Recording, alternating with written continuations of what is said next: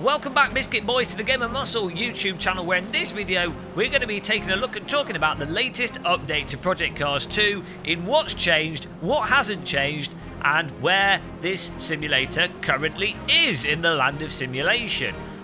But before we talk about what's happened, we're going to talk about the chance to win a free copy of Project Cars 2, because we've teamed up with MSI, who are giving away 5 copies of Project Cars 2 in promotion of their Z370 Coffee Lake motherboards. Pour coffee on your computers, that's how you get a fast processor.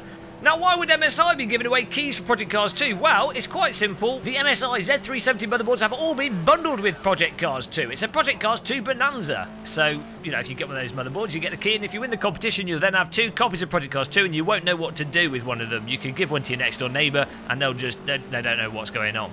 To enter the competition, just click on the link in the video description, and then there's the instructions for what you need to do. Basically, you can watch our 1080 Ti review, you can follow MSI on Twitter, you can follow us on Twitter, you can join them on Facebook. It's a social media bonanza, but it's up to you how much you want to engage with it, and there's plenty of options for those of you that don't want to engage with it much. Now, normally, I don't really do competition giveaway, that kind of nonsense on this channel, but I felt, since we've been playing lots of Project Cars 2, we've also reviewed the 1080 Ti graphics card by MSI, and I generally quite like MSI. I've been using their graphics cards for a good 4 or 5 years now. I felt like it was alright, it made sense. Let me know what you guys think in the comment section in regards to this whole competition. But as I say, those who want to enter, just click the link in the video description. Now, on to the actual update information.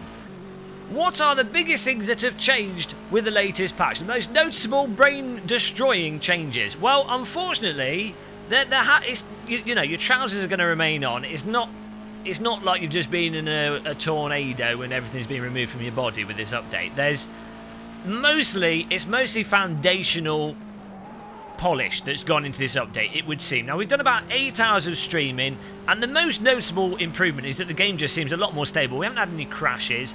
Stuff like the actual buttons work when you go from session to session without delay.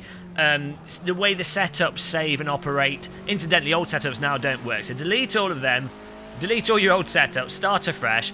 But the new setup system works better, more streamlined in general, with less issues, less wonkiness going on there. And as I say, in general, the foundation of the game has been rather improved. We're not quite at concrete foundation here, but we're now at nice oak beam foundation. Hopefully they'll keep developing on that. Now, outside of those improvements to the core engine, the noticeable things that have changed in terms of, there seems to be some changes to handling. Now, I'll say these things and it'll turn out it's just me imagining them and it's placebo.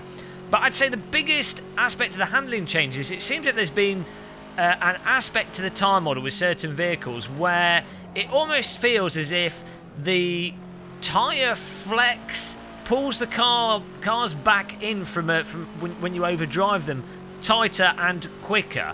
So say you're on the limit, or you just go slightly over the limit, and with Project Cars 2 you have this sort of feel of tire flex, and prior it seemed that it took longer for that sort of spring for the car to return itself back to a state of stability. It felt as if that spring was more drawn out. Now it's tighter, so the cars feel tighter. The cars tend to return themselves back from when you've gone into a bit of oversteer, or you're really just on the edge of going over the limit. And it actually just makes the cars seem easier to drive and a little bit more forgiving. As I say, I just hope I'm not a placebo and made this up in my head. Maybe it's just a force feedback change that's given this impression. Who knows? But for example, say you're doing the downhill tarmac ski slope kangaroo avoidance section of Bathurst, and you're in the Radical SR3, and you know when you go down that section, the corners are crazy. It's literally a tarmac Super G track, and the car's got load left and right. Say you slightly mess up the entry into the first part of that section, and you really feel like you're just about to go over the limit. Previously, it was a lot easier to go over that limit and just, you know, start off not be able to recover it before hitting into a wall. Now it seems the car has a tendency to sort of spring itself back into the controllable, more nimble state of the tyre, making it easier to drive in those situations. What I also found is this car in the video here, the Formula C, it just seems a little bit tighter, and the Formula cars in general I think are a little bit tighter now. They're a bit more reluctant to just get stuck in a slide. It's a bit more obvious when you're actually in the limit, on the limit, and avoiding driving over the limit. Please, I hope I've not just imagined that, but it probably will be the case I have. But that seems to be, in terms of the fundamental handling change from this patch, that seems to be the most noticeable thing.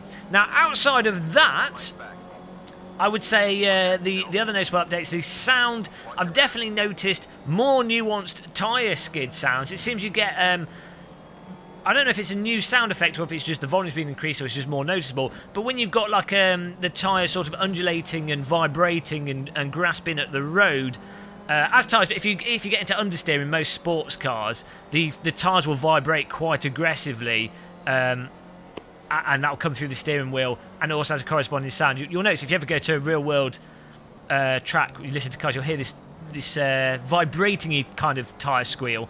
I've heard that happen occasionally in Project Cars 2 now, and I'd never noticed that before. So that seems to be that there's more nuanced tyre skid sounds. The tyre scrub sounds seem to have changed a bit. I'm not sure if they're completely new sounds or if they just changed the volume levels, as I say, but it's something I've just noticed since this patch and I didn't notice it before. So that's nice. It certainly adds to the immersion. But with the good comes the bad, and oh my god, Slightly Mad Studios have gone more than slightly mad, and they've gone full-on mental institution with what they've done to Kim Jong-un whiting in this game. And the penalty detection, actually the penalty detection's okay, you know, if you go over the white line with two wheels, it's a little bit unforgiving, but in general the penalty detection is not too bad. The problem is the notification message that comes up saying, oh, you have to slow down because you've cut the track, even though you haven't gained an advantage, but it thinks you have. The message that comes up now comes up later, and you have less time to get rid of it. And prior to this update, with the release version of the game, it was annoying because you don't know how much time you need to yield to give up your penalty, so it's completely ambiguous, and half the time it would disappear just breaking into a corner anyway, so you didn't actually need to give up your penalty. It was just a total mess. It ruins the racing. But now it's even worse because you have less time to actually react to the penalty, to actually yield it, and it seems that you have to yield even more than you had to previously. It is literally the most frustrating thing I've played in a driving simulator, and possibly one of the worst penalty systems. Not the actual penalty detection, but what you have to do as a driver to respond to the penalty is awful. I mean, okay, Kunos's penalty where you just get 10 seconds. 10 seconds, don't touch the throttle pedal for 10 seconds. That's annoying, that's pretty bad, but I think this is actually worse now.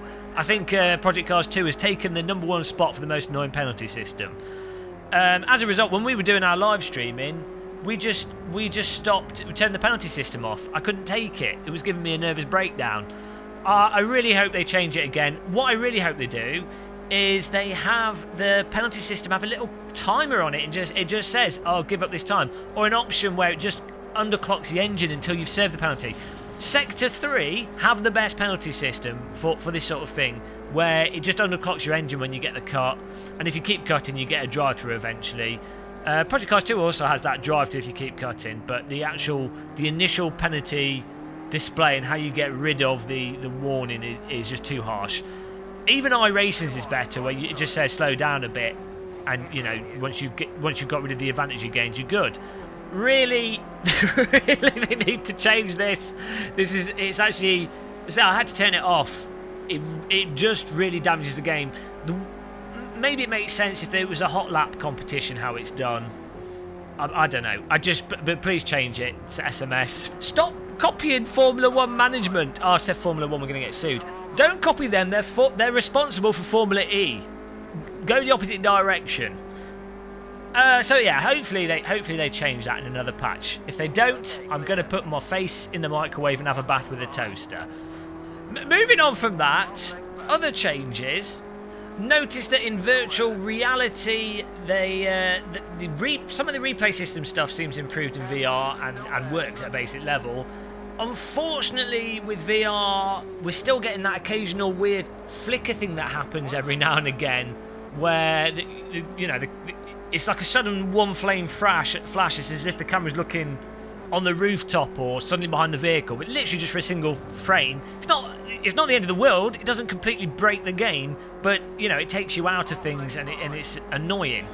I'd say again though, the general stability has improved. We would stream in for about 3.5, 4 hours in VR with the Oculus Rift, and we didn't have any crashes, whereas previous streams when streaming in VR, we would get more crashes than even in 2D. Now those are the main things that I've noticed from when we've been streaming, and we've just been playing in multiplayer. Of course, if you go through the patch list, they've patched a ton of things with the game. I think, as I say, the big focus for this update was mostly stability and core functionality, rather than addressing some of the little niggles and bugs that are still there. AI, I think, has been a big improvement, but I've not tested it. I'm just going by what other people have said. With that, we'll have to give that a test. But for those of you playing single player, that's probably good news. Maybe someone could drop a comment and let us know what they think of the single player now, following on from this patch, if they've had a good chance to test it. So all in all, I think it's fantastic that they've clearly done a lot of work on this patch, but I think the game needs another fairly hefty patch, and so I'm really hoping they do keep doing that, because the core of the game is pretty bloody fantastic. The feature set in Project Cars 2, the weather, the different cars, there's so many cars, so many tracks. There's so much in Project Cars 2 that's absolutely fantastic. I really enjoy the sounds, really enjoy the peer-to-peer multiplayer and how easy it is to set games up. That's mostly why we've been streaming it so much and playing it, and the netcode actually works pretty damn well considering it's peer-to-peer. I don't play this thinking, oh, I'm on a peer-to-peer server and it's not running well. It works really well in that setup. So it just needs more patching. I don't even care for any of the DLC. I guess DLC is nice. As long as they do it in a way that doesn't fragment the community, but it's nice having more content there to try, but there's so much content in the game, there's so many features already there, just a little bit more polish, and Project Cars 2, it just keeps on getting better. So I want to encourage them, I want to rub those programmers' backs with butter, I'll make them cups of tea, whatever it takes, just keep polishing away, guys. I do really appreciate the hard work. Bloody games development, you know, I wouldn't do it. So there you go, though. It's not quite there. It's getting there. We've got an oak table, but it still needs varnishing. Bring on the next patch as soon as possible. No break for Christmas. Lock them in the cellar. There you go. Definitely, guys, watch out for our streams that are regular. You can ask us questions there. Most evenings, around about 7 PM, we're streaming. That's kind of our life at the moment. So subscribe to us, like this video, and yeah, remember to, if you want a chance of winning a free copy of Project Cars 2, remember to enter the competition by clicking the link in the video description. Until next video, guys, thanks for watching, take care, offer a cup of tea. I'm always offer. It sounds like I'm just saying this as a stupid way to end videos. I'm genuinely offer a cup of tea. Goodbye, everybody.